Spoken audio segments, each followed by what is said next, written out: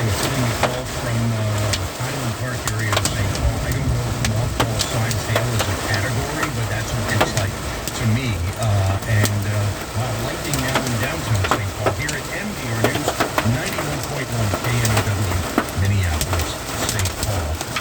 My phone flashing with warnings, things we've been talking about as severe thunderstorm warning in effect, and a severe thunderstorm in effect in the Twin Cities now, right? Yeah, the new warning for Dakota, Pierce, Wisconsin, Washington, Minnesota until 6:15 on severe thunderstorm warning. Basically, the entire Twin Cities now is under a severe thunderstorm warning. All right, we will stay with this, but first let's get top stories at 5:30 from NPR. Live from NPR News in Washington, I'm Janine Hurst.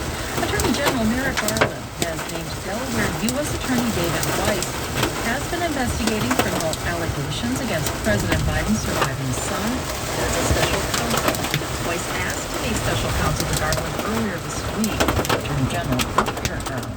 Today's announcement reports that prosecutors, agents, and analysts working on this matter the ability to proceed with their work expeditiously and to make decisions indisputably guided by the facts and the law. Weiss, a top appointee as U.S. Attorney for West Virginia during the Biden administration, has been investigating Hunter Biden since 2019. He reached a tentative plea deal with Biden, but it collapsed amid scrutiny from a Delaware federal judge. Weiss will produce a report at the end of his investigation pursuant to special counsel regulations. Attorney General Merrick Garland says he will make it public consistent with the law and Justice Department policy. In Hawaii, the city of Lahaina lies in ruins after a wildfire devastated the town. At least 59 people are dead, and officials expect that number to rise. Hundreds of homes and businesses in the historic town burned to the ground. Some residents were allowed back in today to assess the damage. Governor Josh Green. This is going to be a multi-year recovery. It's going to take essentially years to rebuild Lahaina, which was destroyed. But we will build it back better, and we'll build it back proudly as we do in Hawaii. We will find a way to make sure that there's more housing in Lahaina over time. He says the head of FEMA will be there tomorrow to tour Maui. The tour's destination is hit hard with nearly every building linked to the industry destroyed. Wall Street ended the day in mixed territory. The Dow was up 105 points. The Nasdaq down 93. The S&P 500 was down 4. You're listening to NPR News from Washington. Support comes from Newgate School, training underserved young adults in public affairs so they can build careers and support their families. You can help by donating your used vehicle for tuition-free grant. NewgateSchool.org. World of difference. I'm looking at the radar. I'm Tom Crenn, NPR News, and we've got severe weather to tell you about. Meteorologist Paul Huckner Here with me, Paul. Looking at the radar, showing severe-looking storms to me from the western Twin Cities metro, Orono, Minnetonka Beach, all the way through Minneapolis, St. Paul, up to Maplewood, White Bear Lake, and Grant. That area, anyone listening in that area is getting some severe thunderstorms right now. Yeah, and they're largely they're lining up right through the core of the Twin Cities, almost 394 through 94, right through Minneapolis, St. Paul, and then eastward into parts of Wisconsin. And they are drifting large. We've had reports of anywhere from golf ball size hail to tennis ball size hail. We got one report of tennis ball size hail in the western part of Minneapolis that occurred about 10 minutes ago, 8 to 10 minutes ago, by an amateur radio operator there. So that is damaging hail. You need to be under cover in these storms. Hail cores right now on Doppler. Looks like that Minneapolis core is sliding just east now. Highland Park area of St. Paul looking like we're right in that I-94 Cretan Vandalia, that area. 280, that area. Now just drifting further east towards downtown St. Paul. So downtown St. Paul, you might start seeing golf ball size hail if you're not getting it already within just the next few minutes. We've just had a wind gust clock at 68 miles an hour at St. Paul Airport, Holman Field. Yeah. And that was at 22:30, so that's 5:30 p.m. So 68 mile an hour winds and potentially golf ball to tennis ball size hail right now in St. Paul. At NPR HQ in downtown St. Paul, seeing dark skies and lightning, but not seeing that hail right where I sit yet. It's coming. But it's coming. It's coming. And also some very stiff winds here. What's the best advice for people who may be making their way home on a Friday in the heart of the Twin Cities and now are afraid they're in danger, their car's going to get dinged up, or what should people do right now? Yeah, I would just calmly try to find a place to pull off in a parking lot somewhere and see if you can get under some kind of cover, an overhang or a tree potentially.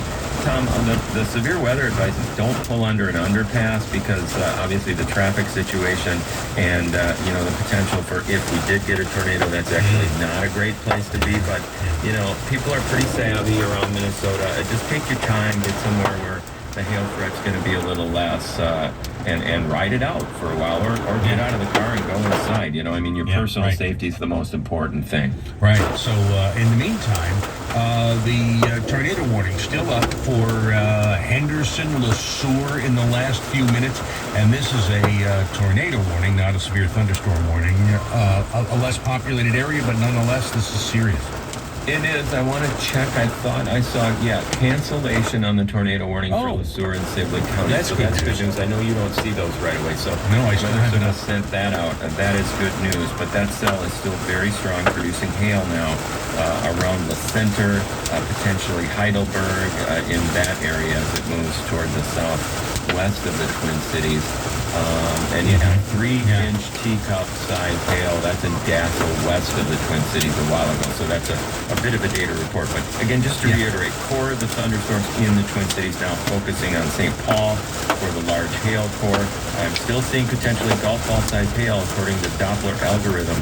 And it's moving right into downtown St. Paul, Highland Park, those areas right now and in the next half hour or so. And this seems to have slowed down a bit, too. And that means that you're under it for a longer period of time as it moves, east? Southeast? Yes, east to southeast, and it has slowed down. You're right. That's a good observation. Some of these are crawling along now, I would say, at 15 or 20 miles an hour. So the hail may last a while as they move through. Certainly, we're getting some heavy rain. Another report of golf ball size hail coming in from southwest Minneapolis. So that first cell now is over St. Paul. The second cell in the western Twin Cities from St. Louis Park into Minneapolis. And then we'll just have to see what happens behind this. This looks like the main wave storms that will come through the Twin Cities this evening. All right, and this warning is up until 6, right? Yes. Yeah, all right. 6 o'clock basically includes the entire Twin Cities metro. That will likely be it. There are a couple little cells, thunder showers way back to the west, but I think this storm will pretty much work over and use up the atmospheric instability that we have right over the Twin Cities today. And again, I'm an optimist, so hey, we're getting some great rain in places. We certainly need that part. That's true, but it's been, I don't recall an evening when you and I have been on, Paul, where I've seen sort of the angriest part of the radar Twin Cities metro.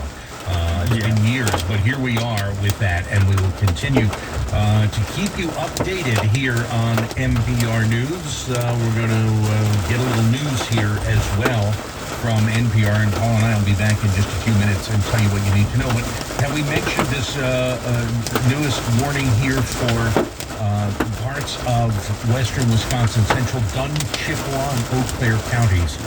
Ping pong ball size hail. Be aware that's near Menominee. That's east of us, but if you're on I-94 and listening or headed in that direction or know someone, always be aware of that. I thought I'd just get that in and stay with us here on NPR News. Support for NPR comes from this station and from the Walton Family Foundation, working to solve social and environmental problems to improve lives today and benefit future generations. More information at waltonfamilyfoundation.org. From Procter & Gamble, maker of Metamucil, a fiber supplement containing psyllium, a plant-based fiber for trapping and removing waste in the digestive system. Designed to be taken every day. More at metamucil.com. And from the listeners who support this NPR station. From NPR News, this is All Things Considered. I'm Juana Silvers. And I'm Mary Louise Kelly. Attending the Iowa State Fair has been a presidential rite of passage for decades. The first in the nation, Iowa caucuses will be crucial for any candidate looking to siphon divided Republican polls, but this year's fair comes as Trump faces a number of indictments. Iowa Public Radio's Clay Masters reports. Most people don't go to the Iowa State Fair to see politicians. It's the food, the livestock, the concerts at the grandstand. Jessica Manuel just moved here from Arizona and likes the horticulture exhibits. Flowers, those are way beautiful. All those huge fruits, vegetables that we grow. We don't have that in Arizona, so it's really cool to see that stuff. She and her partner Chris Laurie are standing near the Iowa State Capitol in Des Moines, watching the parade that kicks things off. Laurie is from Iowa and just moved back. He says the politicking at the fair is pretty ridiculous. It's a rare opportunity because they play like they're regular people. Grab a corn dog and you're one of us. The GOP candidates will have ample fried food as the caucuses stand to have an outsized role in 2024. Iowa's Republican Governor Kim Reynolds is welcoming all of them here. On the opening day, she flips pork burgers at a grill with North Dakota Governor Doug Burgum. She's invited all of them to sit with her for public interviews she's dubbed Fairside Chats. Reynolds has appeared with all the candidates this year, and she's remaining neutral for now. When I'm inviting them here and asking them to go to all 99 counties, get out in the state, talk to Iowans, they're not going to do that if they feel like, they don't have a fair shot at it. Former President Donald Trump is not doing that. He has not spent nearly as much time in the state as the others.